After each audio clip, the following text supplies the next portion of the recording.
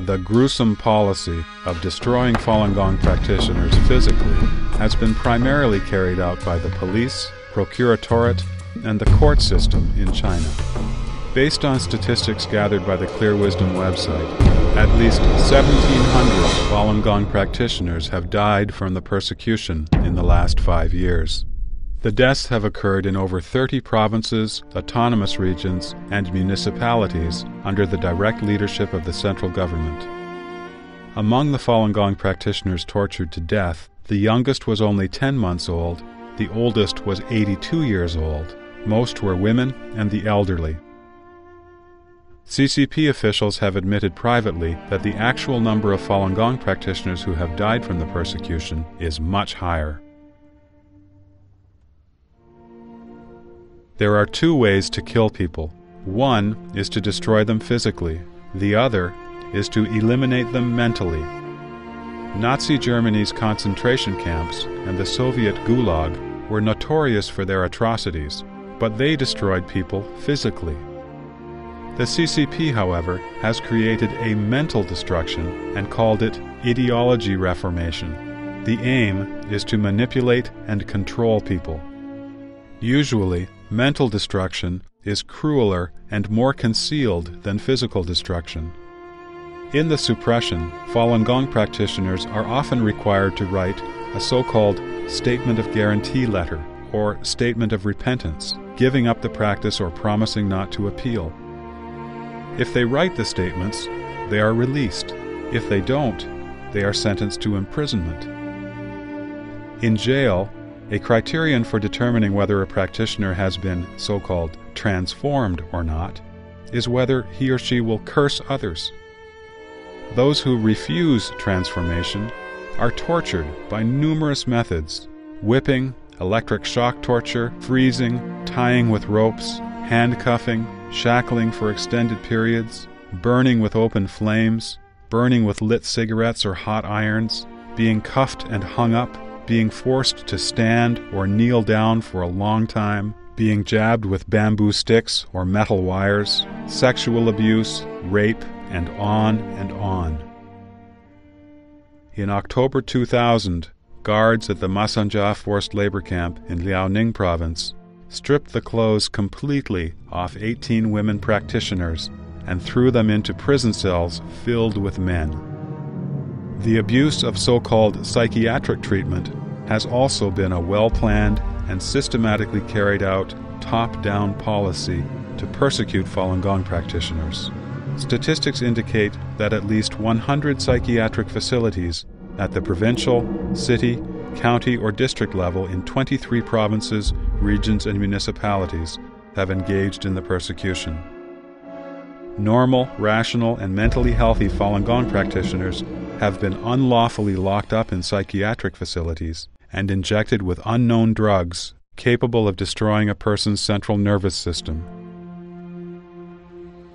As a result, some practitioners have suffered partial or complete paralysis. Some have lost the sight in both eyes or lost hearing in both ears. Some have experienced the destruction of muscles or internal organs. Some have lost part or all of their memory and become mentally retarded. The internal organs of some practitioners have been severely injured. Some have suffered complete mental collapse. Some even died shortly after being injected with the drugs. All these crimes have been documented in full and are too numerous to list.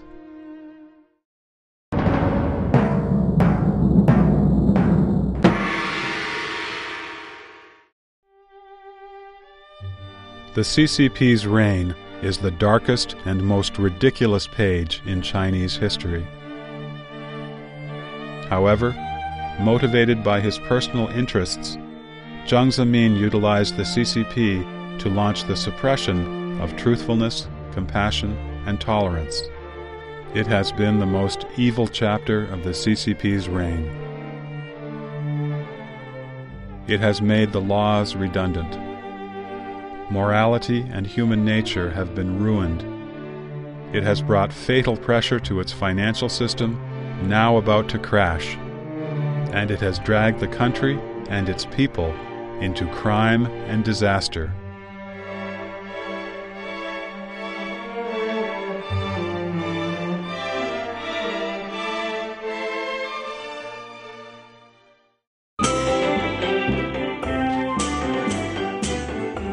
At the beginning of the suppression of Falun Gong in 1999, Jiang Zemin intended to solve the issue of Falun Gong in 3 months. However, the party underestimated the power of Falun Gong and the power of tradition and belief. Almost 6 years have passed. Falun Gong is still Falun Gong. Moreover, Falun Gong has spread widely all over the world.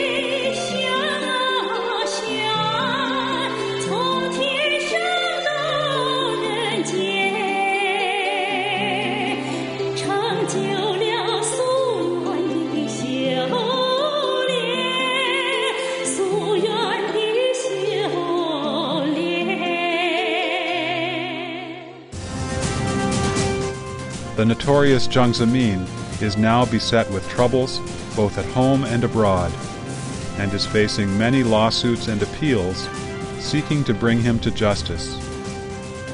The collusion between the CCP and Jiang Zemin has tied their fates together. Falun Gong is now suing Jiang Zemin. The day Jiang is brought to justice, the fate of the CCP will be self-evident. Any pipe dream of salvaging the CCP is against the trend of history. It will not only be in vain, but also destroy the participants' own future. Since ancient times, the evil has never been able to eliminate the righteous. It cannot eradicate kindness from people's hearts. Here, we want to thank those Falun Gong practitioners who refuse to give up their beliefs. It is because of their combat and resistance to the CCP's persecution, as well as because of their insistence in their belief of truthfulness, compassion, and tolerance, that there is hope for the reconstruction of Chinese morality.